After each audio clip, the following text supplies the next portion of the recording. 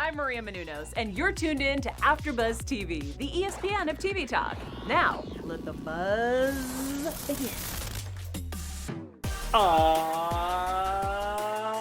Yes, ladies and gentlemen, it is the AEW Dynamite AfterBuzz After Show, and we are coming to you live from all across California. Woo woo! We got a show for you. We've got all sorts of shenanigans and flim-flams happening tonight.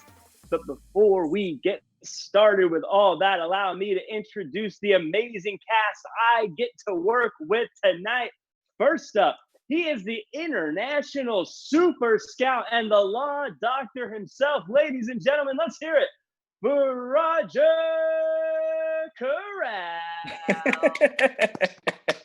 We talked about my name before we went on air, so I got a little nervous. I'm not sure if we were going to get the last name right, but we're good. We got this.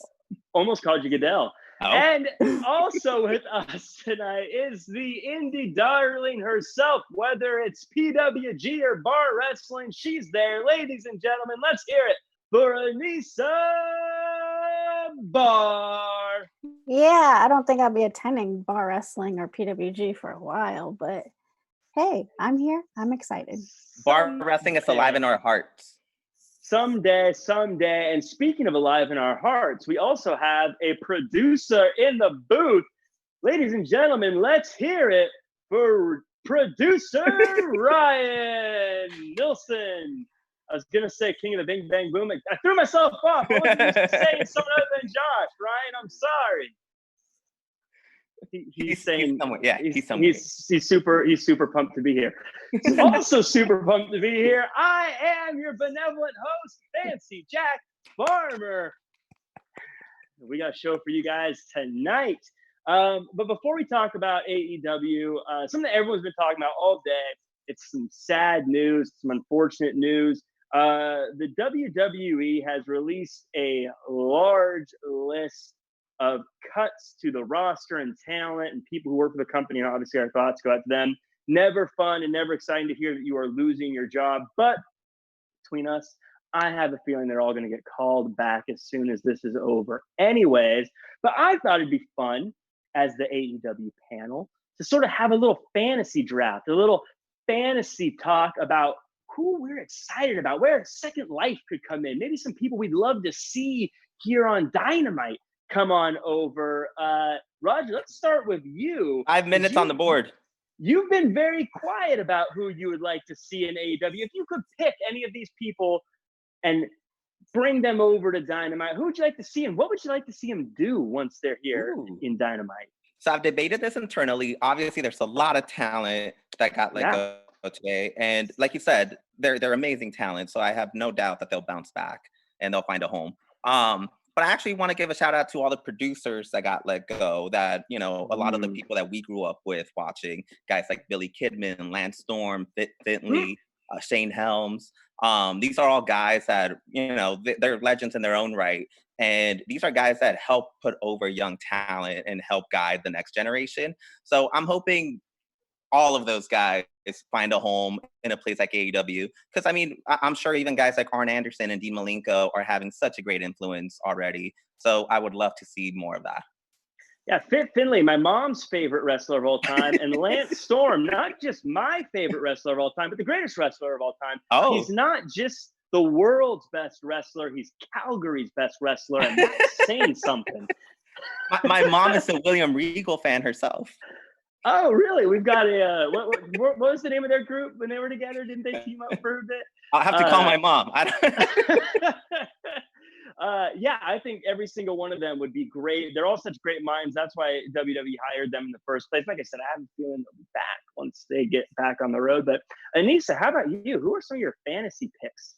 Well, I do want to mention, I was scrolling through Twitter and I found out that they released a woman's writer that wrote for SmackDown. She wrote pretty much Otis and Mandy's storyline.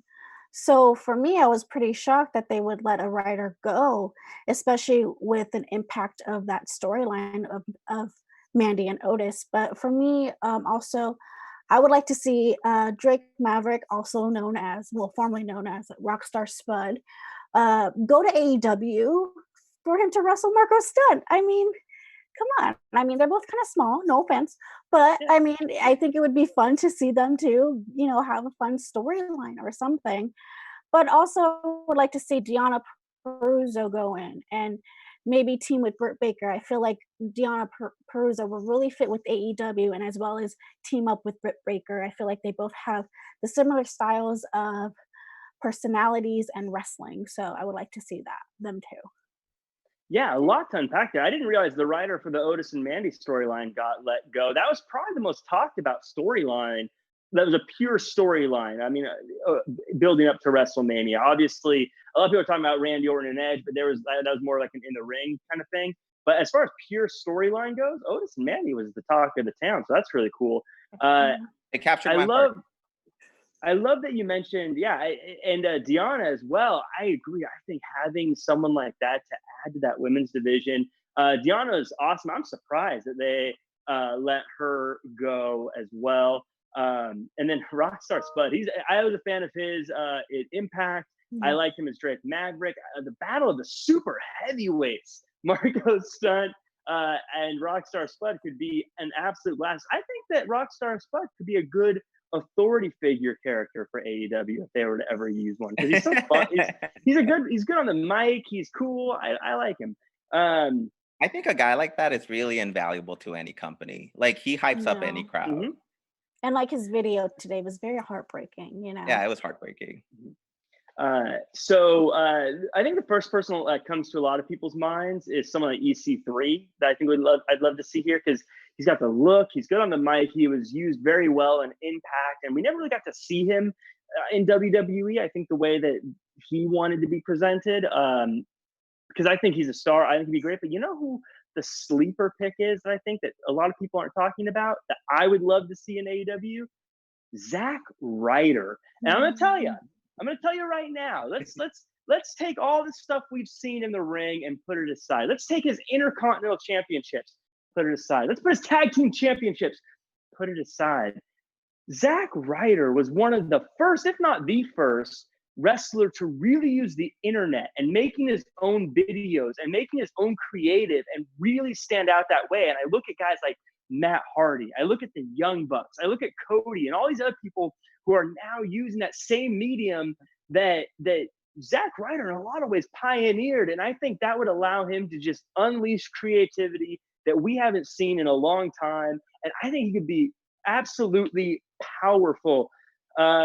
We've got and I think we've got you can hear the producer Ryan coming through here. Sorry guys, we're having some technical difficulties. The Lord finally listened. The Lord listened. So anyways, all that to say, I think Zack Ryder could be huge for them, especially since they're really embracing that creating your own content and doing your own stuff. I think he'd be great there. And I think he'd be a really huge and valuable member to the AEW roster. Again, I think all these guys are going to find their way. I think all of them are going to have probably be called back, to be totally honest, once they get back on the road. But it's fun. It's fun to think about who we'd like to see. If you're watching the show, if you're listening, go ahead and leave us a comment or comment, I guess, or in the chat. Let us know who you would like to see. The chat's always a little interesting to Can I just mention real quick? Cody said today, he actually gave a really nice message to Zack Ryder, if you want to go check out his Instagram. And it was to the effect of, anyone that is able to get themselves sober at any time in their careers can always get themselves sober. So he gave him a lot of props and he congratulated him on his big WrestleMania moment. So I think Zack Ryder has a bright future ahead still.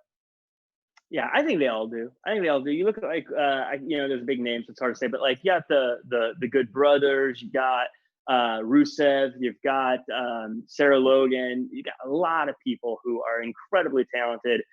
They're all going to land on there. Leo Rush, by the way, as well, who I was really surprised to see because he's been doing so good in that cruiserweight division. So much talent out there, you guys.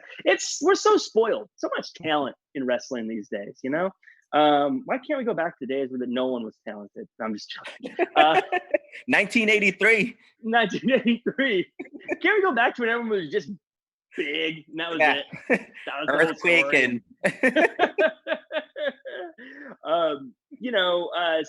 and smooth transition here to the live read, which is what we call the part where we want to say thank you everyone for being a part of the show, watching us, listening to us. It means the world to us that you're taking your time out of your day to be a part of this. And if you could do us a huge favor and hit the like button, leave a comment, go to iTunes and leave a review as well. We recently had a few bad reviews, so we could use your help to bury those reviews. We got one good 5-star review up just recently, but unfortunately I can't look at it right this second based on the technical situation we are in. But just know you are incredibly appreciated for doing that. I hope that inspires some of you guys to go leave a 5-star review on iTunes as well. I'm going to believe you, Jack. I'm going to believe you. So that was our idea, like a commercial, a little fun little video, a little plug. But we had another fun little plug, a little fun little video, and it was called the Bubbly Bunch. Anissa, walk us through this little intermission here of the Bubbly Bunch. I don't even know how to walk you through. There are so many things going on. I mean, you got Jericho pouring orange juice, spilling it. Okay, what a hater. And then you have Jack Hager's kids. They make their debut in pro wrestling. They made their debut. They made their debut. And then Sammy Guevara. I mean, I'm kind of on Sammy Guevara's side. I mean, him saying that, people are saying that he's not a Latino. He is. Hello, he's a Spanish guy. I'm going to back him up on that. And then, I just thought this was just so interesting. I feel like it was a mockery of being the elite, but in a funny way. Yeah.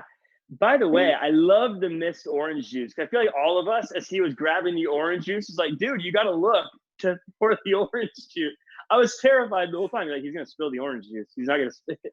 But you know what's so funny? The way they edit it, the orange juice is not even there when they go back to him talking on the phone.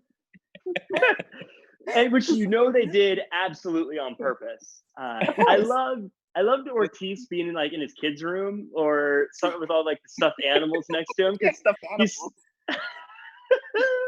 It was great too because they also pushed storyline forward. They were talking trash about Matt Hardy, which, by the way, speaking of the Spanish God, he was like, uno, dos, tres, cinco, cinco, cinco, cinco, cinco.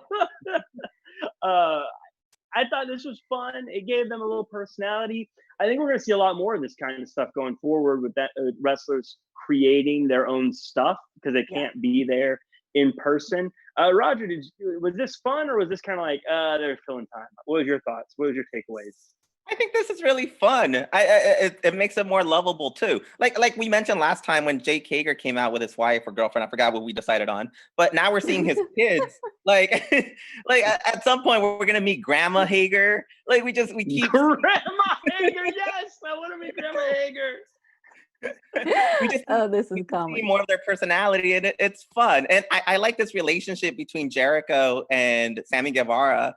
It kind of feels, for anyone that's ever seen The Office, it feels a little bit like Michael Scott and Ryan, where the guy in charge of leading this young guy kind of has a little crush on him. And so you kind of get a sense of that, and it's cute. I think they're all really lovable, and it shows. I agree. I think the dynamic is great. It was interesting when I saw them, when they showed the Bubbly Bunch little graphic, it always surprises me that there's not, I feel like there's supposed to be more members of the inner circle. It feels like it's a bigger group than just the 5 of them. I see where you're going with. I guess it's just personality there. I think they need one more guy though. I think they need me to be there. I don't know what I would add. I don't know what value added there would be, but guys, right here. I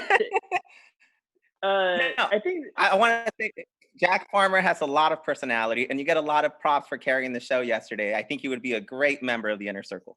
Oh, keep going. Welcome to the club.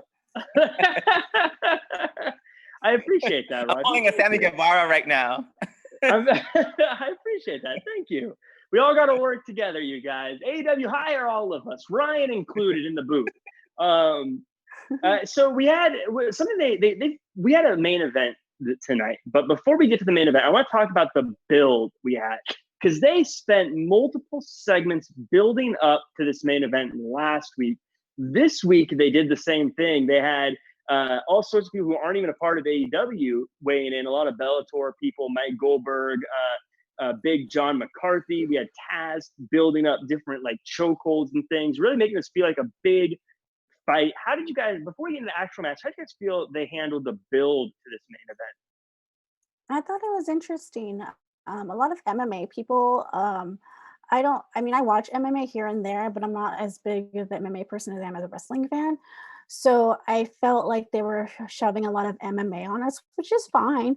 But for me, I wasn't really into that. I'm watching wrestling. I'm not watching an MMA match. And I'm sorry for the people who don't like what I just said, but I'm watching wrestling, and that's what I'm looking forward to. But also, it shows another light on something that Jake Hager has done in the past and what Jon Moxley is currently doing in training. So either way, even if I don't like it, I thought it really added something into the promo.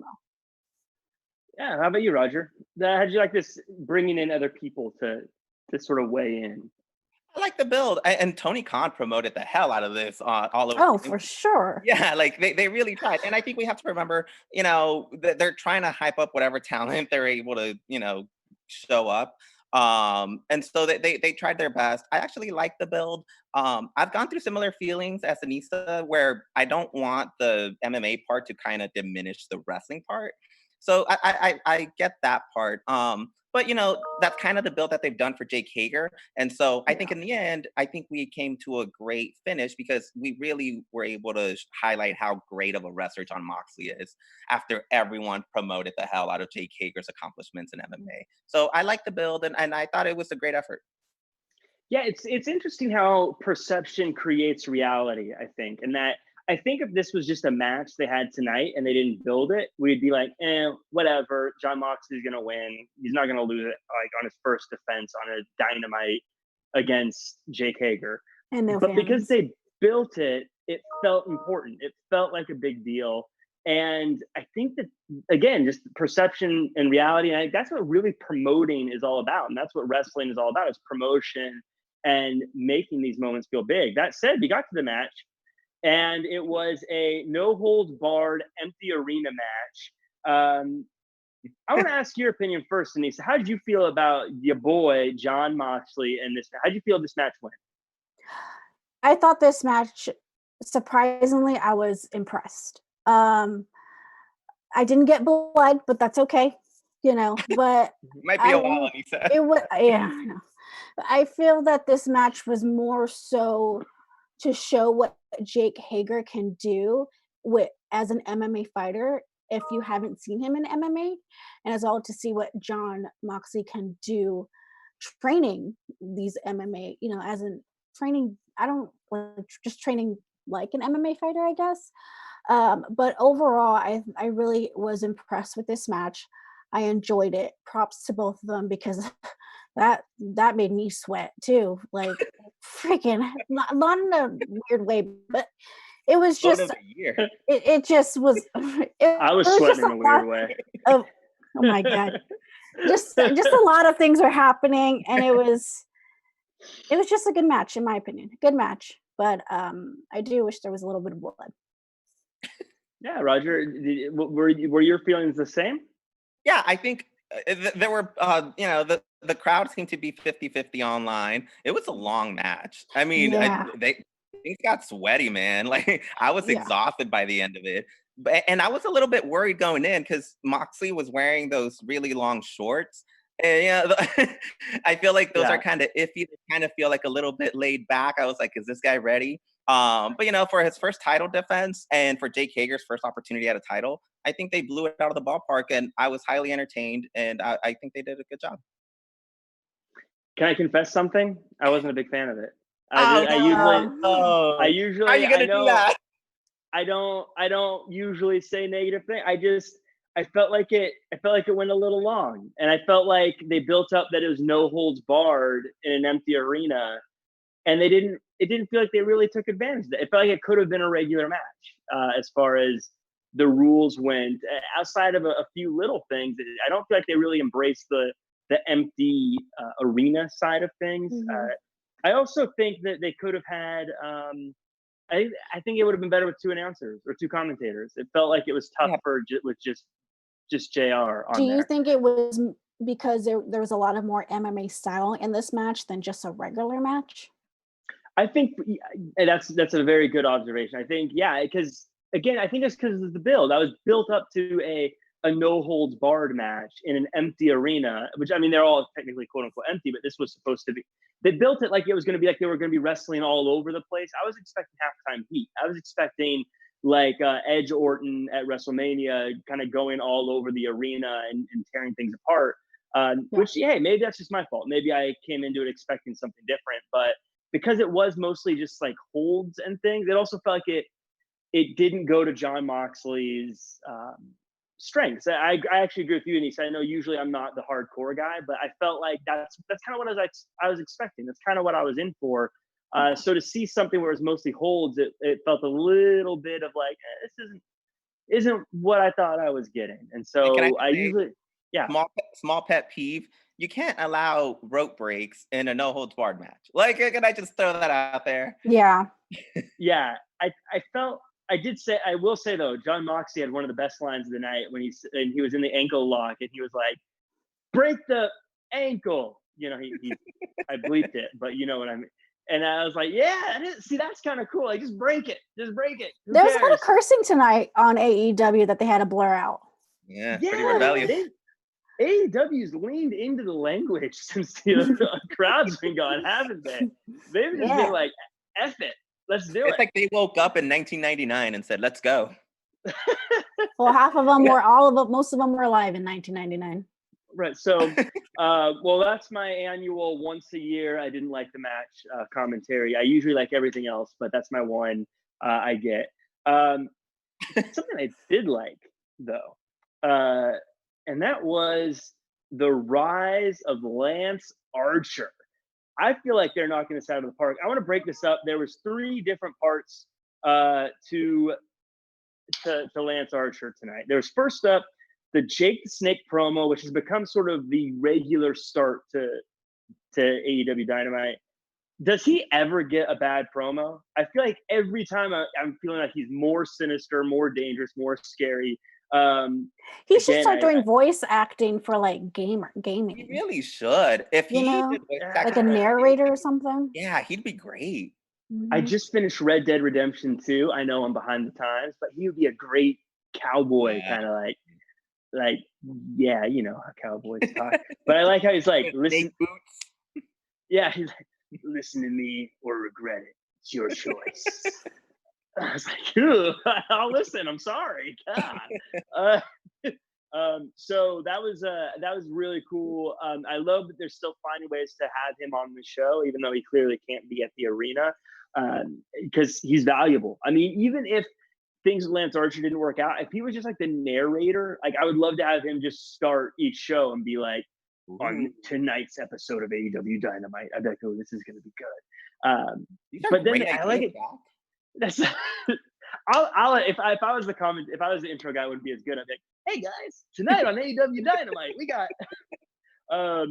So we also got a Colt Cabana promo, which was cool because he like reiterated, like, boom, boom. I like it because he was like, hey, I've been all over the world too. I've been in China and Japan and all over the world. Austria. I can't remember all the places he said, but I felt like it was a good way to show that he's super lovable. He's one of the most lovable characters I think you could ever imagine in pro wrestling, but it also showed that he is a legit wrestler. I have a question though for you guys, and I'll pass it to Anissa this time. Anissa, Colt Cabana's funny. He acts fun in the ring. He can wrestle, but he acts fun. But does him beating people kind of bury him when he acts so silly? No. I think that's just who he always been. You know, that's the type of person he is.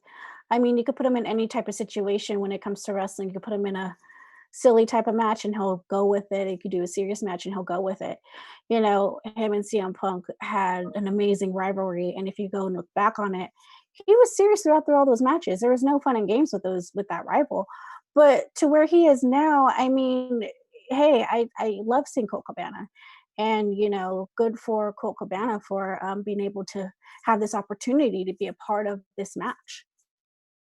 Yeah. How about you, Roger? If Colt Cabana pinned Jon Moxley with a Superman pin, would that be believable?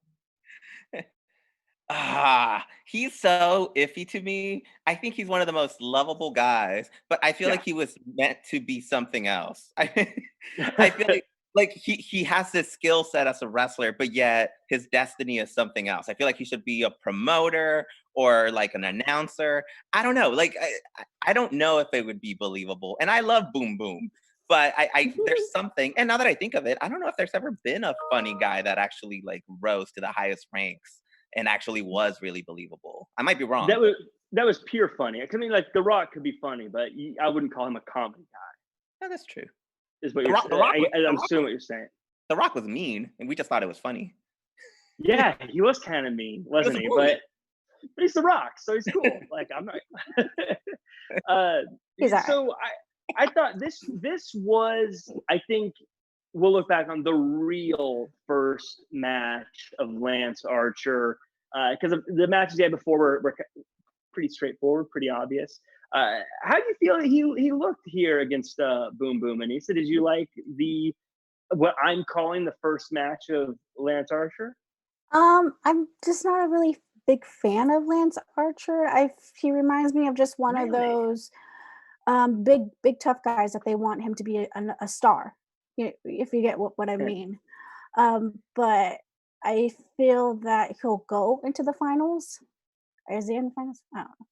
He'll go into the finals, and then we'll see what happens there. But I mean, I'm more curious as what does the TNT title even look like? It's fire. Well, that'll be a fun reveal to see what it looks like. It comes with dynamite. It's actual dynamite attached to it. I'm shocked you don't like Lance Archer, and I feel like he is built to be someone you like. He's got the cool kind of indie cred, the Japanese cred. He looks cool and menacing. He seems like someone you like. It's hard for me to wrap my head around you not liking him. She hates him so much. She just I think we may have lost her.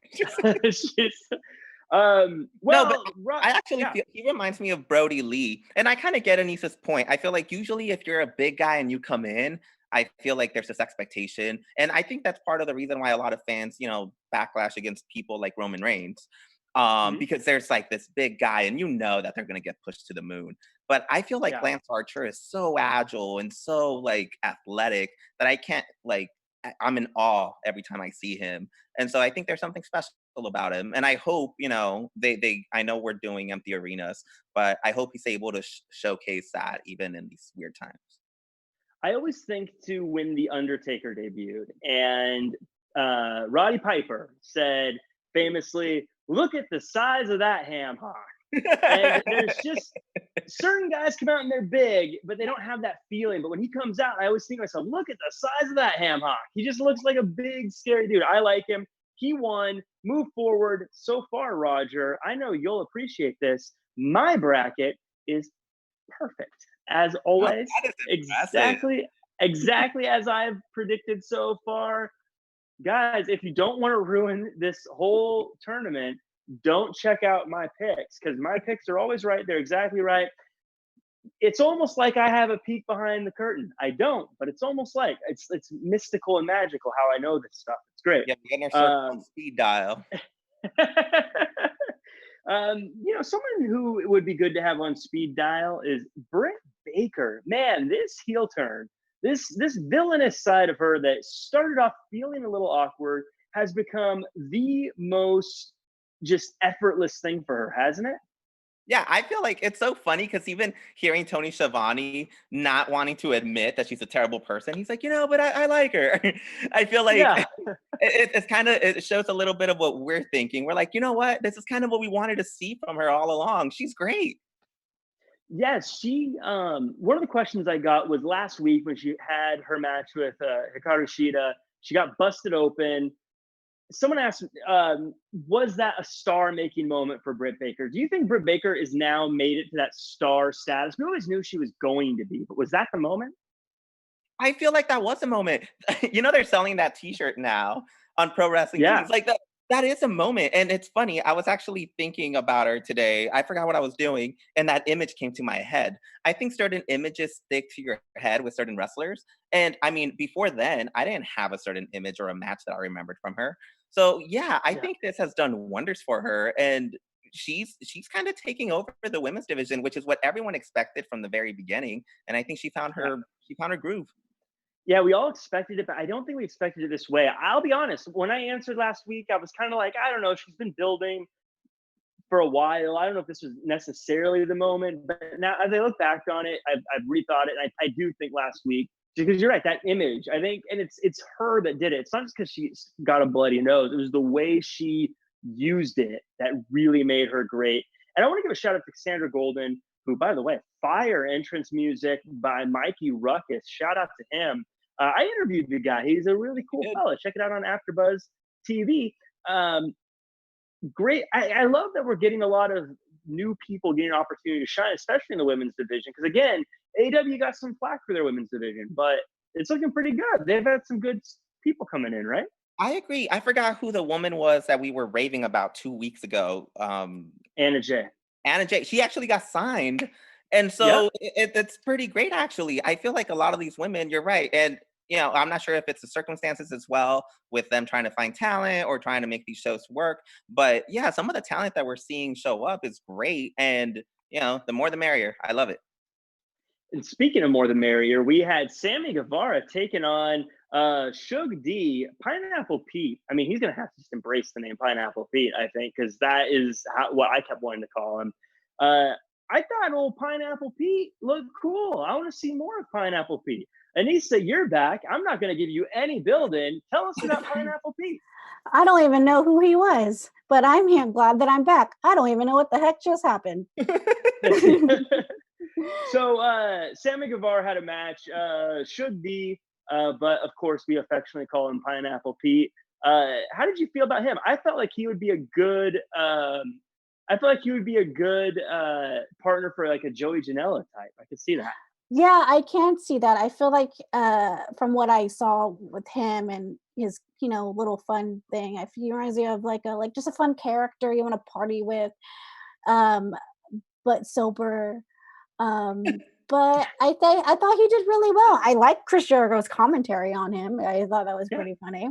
But overall, this match. At the point, no matter what, we're gonna call him Pineapple Pete, and Jericho we can call him anything else. Yeah, Roger, does he have to change his name to Pineapple Pete? I think so. I think he's got to. I think it's done, unless he's going to completely change the way he looks, because he's Pineapple Pete in my mind. Sammy Guevara wins, calls out Darby, or doesn't call out Darby. I'd say he's going to win the tournament, and then we get a Darby Allin signing. Darby Allin's fast. Was it just me? He was like running through that ring super quickly. I was like, geez, get out of there, Sammy. I'm excited to see their match. Not next week. I believe it's in 2 weeks. That's going to be a fun one. I really quickly want to touch on a few other things before we run out of time. Kip Sabian and Chuck Taylor. Kip Sabian got engaged to Penelope Ford. Did you guys hear about this? Are you happy for them? Sure. Anissa, I like pushing your buttons on this one. Sure. Good for them. You could find love anywhere in pro wrestling. I thought Chuck Taylor looked good. He's a good wrestler. I mean, obviously, but when you tag team, sometimes you don't get to notice how good an individual is on their own. And I thought he was really great. I love Kip Sabian. I am very bullish on the kid. I think he's going to be very good and have a good career. But a few things happened at the end. This is the big story. First off, they had a way better match than I expected. They went for a while. This was my favorite Kip Sabian match. Just want to throw that out there. Yeah. Oh, yeah. And I agree. And I wanted to first touch on, and I'll let whoever, Roger, I'll let you take it. First off, Penelope Ford got involved. Or is this, again, teasing possibly some more intergender match stuff? And two, Jimmy Havoc got involved. Is that teasing a possible tag team in the future? Yeah, did I Roger, miss take it away. Where the hell did Jimmy Havoc come from? Like that was unexpected. He was in the audience. Yeah, I know he was in the audience. He decided to take part in the show. But I like a little bit of Jimmy Havoc chaos. And if anything, that gave us some of the bit of chaos that we wanted out of the main event. So that was fun. That was cool, unexpected. I like the Penelope Ford intergender type of ideas. I think honestly, this was my favorite Kip Sabian match. I think they make for a great team. And I actually think the more we use her in his matches, the more he'll rise up. Because I feel like they have such good chemistry when they actually really, really pair up in the ring. Yeah, I absolutely agree. I thought when Havoc came out, I thought it was just to build up to a Orange Cassidy Havoc match, which they're having. But what was interesting is how they walked out together, holding their hands up together. That was like, oh, they're not just like, it's not just a kerfuffle. There's like a teaming here. Again, right? You can find love anywhere in pro wrestling, per Anissa. We had another kerfuffle as well. It's Spears versus Law. Spears quietly coming back a little bit. He won on Dark last night. He won tonight against one of the new folks. But he pointed at Billy Gunn. It looks like they might be building to a tag team rivalry between the Gunn Club and Spears and Mystery Partner. Fun, rapid fire, quick prediction. Who's Sean Spears' tag team partner going to be? Justin Law. That would be so disappointing. No offense, Justin Law. You did a good job today. His name should be Justice Law. There's so much potential. Justice. How about you, Anissa? Who would you pair up with Sean Spears if you were put on the spot like you are right now? I have no idea. She's going with Justin Law as well. You guys, the answer's me, Jack Farmer. I'm going to be Sean Spears' partner. It's going to happen. He's in the inner circle. He's in the Sean Spears' partner. Pick somebody. You got to pick one. Got a lot of irons and a lot of fires. It's called diversification. That would be quite the twist. Like at this point, I would not be surprised. So we are running low on time, which means it's the end of the show, which means it's time for Elite of the Week. Yes, that's right, folks. This is Elite of the Week, where we count down the 5 best stars of the week. And we're starting with number 5. And at number 5, it's all the new folks. That's right. Shug D. We got Cassandra Gold, Justin Law, Danny J, Annie J, everyone who's been a part of AEW, getting their opportunities, taking the moment to get themselves over. I'm loving it. You're all doing great. Kudos to all of you. At number 4, we got Lance Archer. Whether you like it or not, Anissa, he's number 4, punching people in the crowd, throwing people around, moving on to the tournament, keeping my bracket perfect. You're number 4. Number 3 is Sammy G. That's right. He is lifting weights. He's beating people up. He's calling people out. Sammy Guevara, by the way, silently and subtly getting a win record that is looking pretty good as well.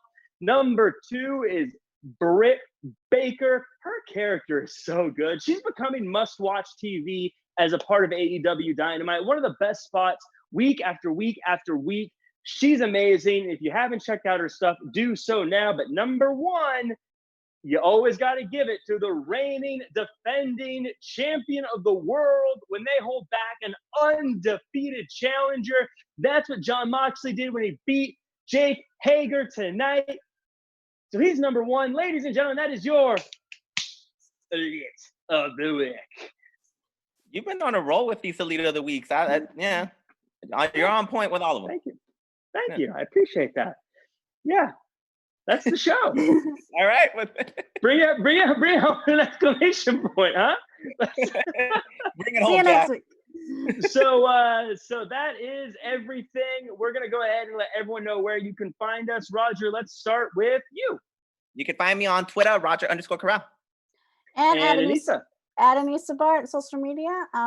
Please follow me because I'm going to start my own store with some clothes. Oh, very cool. And Ryan in the booth, where can we find you? Oh, of course, you can find me at Ryan Nilsen on Twitter, at Ryan Nilsen _ on Instagram, and Star Wars news every Thursday, 4 p.m. on the Popcorn Talk Network. See you then. May the Force be with you. Does that include the prequels? Yes. Yes, everyone's favorites. And you can find me at jackcfarmer.com as well as at realjackfarmer across all social media. You can also check me out on the AEW social media scam every Monday, as well as the WWE Raw After Show every Monday at 9 p.m. Pacific Standard Time on AfterBuzz Television. You can also check me out on Wrestling with Your Questions. Flo, Bo, Boyce, and I, we chat about wrestling. We chat about other things. It's a YouTube show. It's a podcast. We talk about anything. Hit me up if you want your question about whatever you want answered. We're doing it tomorrow, every Thursday at 3 p.m. Pacific Standard Time. That is it for all of us. And until next time, do your best and be yourself. Our founder, Keven Undergaro, and me, Maria Menounos, would like to thank you for tuning in to AfterBuzz TV.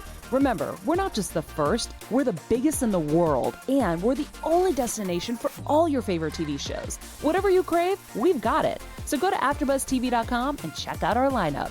Buzz you later. The views expressed herein are those of the hosts only and do not necessarily reflect the views of AfterBuzz TV or its owners or principals.